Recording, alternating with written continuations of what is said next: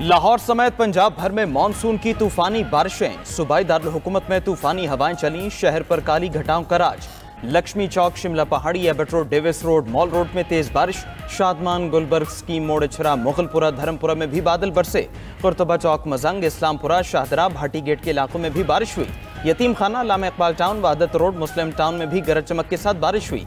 लाहौर में मूसलाधार बारिश से निशेबी इलाके ज़ेर-ए-आब। कई इलाकों में बिजली बंदिश की भी शिकायत। सूबाई दारुल हुकूमत में सबसे ज्यादा 25 मिलीमीटर बारिश निश्तर टाउन में हुई। वासा के मुताबिक शहर भर में औसतन बारिश 10.2 मिलीमीटर रिकॉर्ड की गई। गुजरावाला, सियालकोट, हुजरा शाह मुकीम में बारिश से नदी नालों में तूफ़ानी आ गई। गुजरावाला में आसमानी बिजली गिरने से 25 साला नौजवान जाँ बहक हो गया। शेखुपुरा में तूफानी बारिश की वजह से छतें, दीवारें और बिलबोर्ड गिरने के वाक़यात। हादसात में एक बच्चा जाँ बहक, 5 अफराद जख्मी हो गए। कसूर में छत गिरने से एक ही फैमिली के 3 अफराद जख्मी हुए। रिपोर्ट के मुताबिक मुल्क भर में हालिया बारिशों में अब तक 38 अफराद जाँ बहक हो चुके हैं।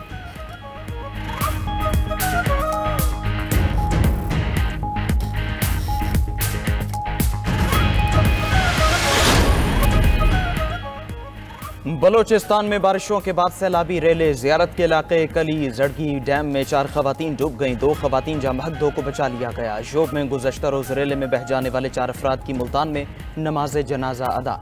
गाड़ी सैलाबी रेले की जद में आने से 3 खवातीन और एक बच्ची जाँ बहक हो गई थी। कोहलू, शेरानी, हरनाई, कल्लात में भी नदी नालों में तुग़यानी। शहरियों को रेलों की गुजरगाहों से दूर रहने की हिदायत। चित्राल में ग्लेशियर फटने से सैलाबी सूरत हाल। गर्म चश्मा जाने वाली सड़क का एक हिस्सा बह गया। बारिशों से दरियाओं में पानी की सतह बुलंद। दरिया सवात का सैलाबी रेला दरिया काबुल में दाखिल हो गया। खैबर पख्तूनख्वा, बलोचिस्तान और गिलगित बल्तिस्तान में तूफानी बारिशें मुतवक्के।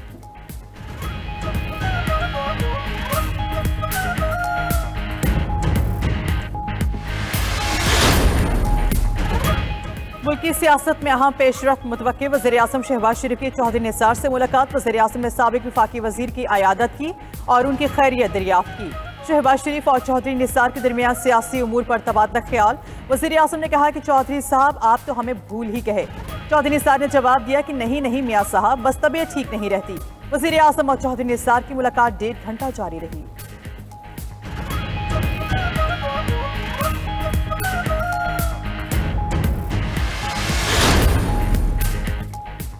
वज़ीर-ए-आज़म का आवाम के लिए एक और रिलीफ। बिजली के बिलों में PTV फीस खत्म कर दी। सारिफीन के लिए मोबाइल ऐप अपना मीटर अपनी रीडिंग का इफ्तिताह कर दिया। तकरीब से खिताब में वज़ीर-ए-आज़म शहबाज शरीफ ने कहा कि अपना मीटर अपनी रीडिंग मंसूबे का बाज़ाबिता इजरा बाइसे इत्मीनान है। शोबा तवानाई में इनकलाबी तब्दीलियाँ ला रहे हैं।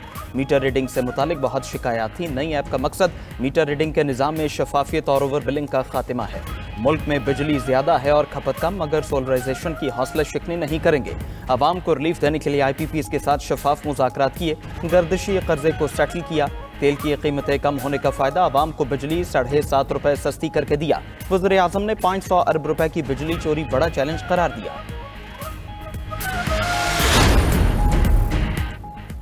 सदर मुमलिकत आसिफ अली जरदारी ने जस्टिस सरफराज डोगर को इस्लामाबाद हाई कोर्ट का सीनियर तरीन जज डिक्लेयर कर दिया। सदर मुमलिकत ने जस्टिस सरफराज डोगर और दीगर 2 जजेस की ट्रांसफर में मुस्तकिल करार दे दिया।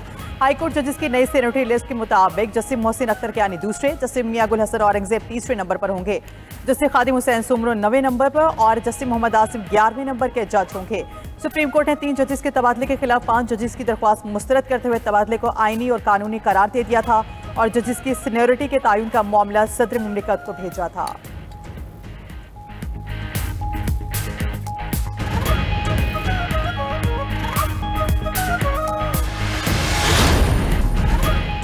पंजाब और बलूचिस्तान में वक्फे से ज़लज़ले के झटके। चंद घंटों के दौरान 3 बार ज़लज़ले रिपोर्ट।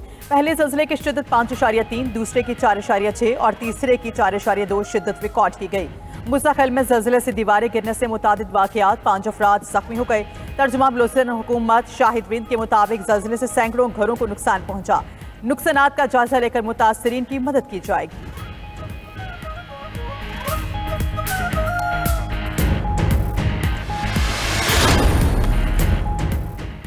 सुप्रीम कोर्ट के मखसूस नशिस्तों से मुतालिक फैसले की कॉपी इलेक्शन कमीशन को मौसूल। इलेक्शन कमीशन की कानूनी टीम ने अदालती फैसले का तफसीली जायजा लेना शुरू कर दिया। ज़राए के मुताबिक इलेक्शन कमीशन कल तक सियासी जमातों में मखसूस नशिस्तों की अलॉटमेंट बहाल कर देगा।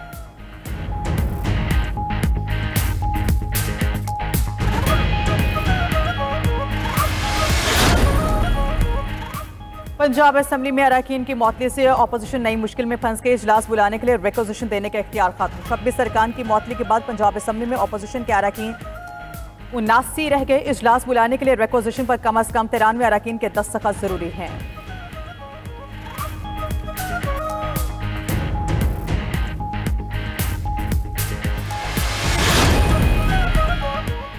नायब वज़ीर-ए-आज़म इसहाक डार का तुर्क वज़ीर ख़ारजा से टेलीफोनिक राबिता दो तरफ़ा और कसीरुल-जहती ताउन पर तबादला ख्याल। हालिया इलाक़ाई पेशरफ्त और जुलाई में मुनक़िदा आसियान रीजनल फोरम पर गुफ्तगू। तर्जमान दफ्तर ख़ारजा के मुताबिक रीजनल फोरम 10 और 11 जुलाई को मलेशिया में मुनक़िद होगा।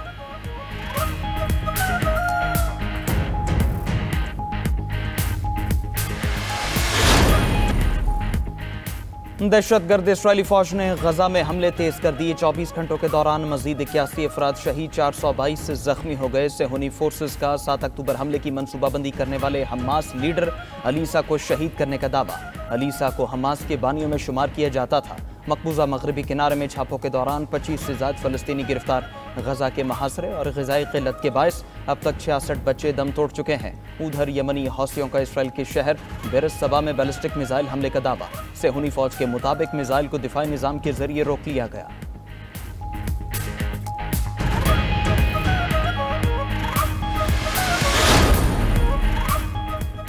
अमरीकी सदर ट्रंप ने करप्शन स्कैंडल में मुलव्वस नेतन्याहू की फिर हिमायत कर दी। कहते हैं नेतन्याहू को दिन भर कमरा अदालत में बैठने पर मजबूर किया जाता है। उनके साथ जो हो रहा है वो बहुत खौफनाक है। नेतन्याहू ने ईरानी जौहरी प्रोग्राम के खात्मे पर काम किया। अब कैदियों की रिहाई के लिए हमास से डील की कोशिश कर रहे हैं। मुकदमात खत्म किए जाएं, अभी बहुत से काम बाकी हैं।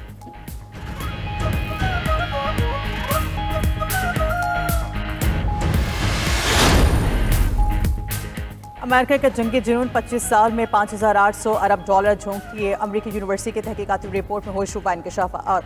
अमरीकी जंगों में बराह रास्त 9,40,000 अफराद लुक़मा अजल बन चुके। 45 से 47 लाख तक बिलवास्ता अमवात हुई।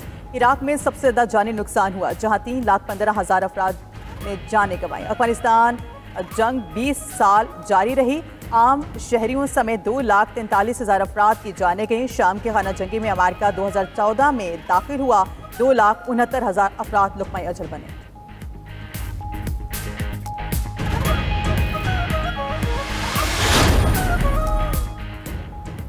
ईरान ने सरबरा IAEA राफेल ग्रॉसी पर एटमी तनसीबात का दौरा करने पर पाबंदी लगा दी। एटमी तनसीबात पर निगरानी के लिए कैमरे लगाने की इजाज़त भी वापस। वज़ीर ख़ारजा अब्बास इराक़ची कहते हैं ग्रॉसी का दौरा बेमानी होगा। ईरानी पार्लियामेंट के स्पीकर ने ग्रॉसी को इसराइल का महाफिज और गुलाम करार दिया था। उधर सरबरा IAEA राफेल ग्रॉसी ने दावा किया कि ईरान चंद माह में यूरेनियम की अफजोदगी दोबारा शुरू कर सकता है।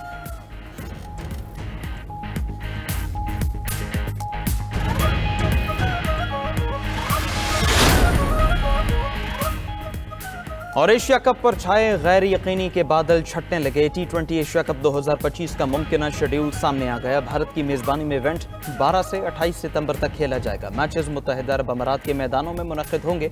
पाकिस्तान और भारत समेत 6 टीम्स टाइटल की जंग लड़ेंगी।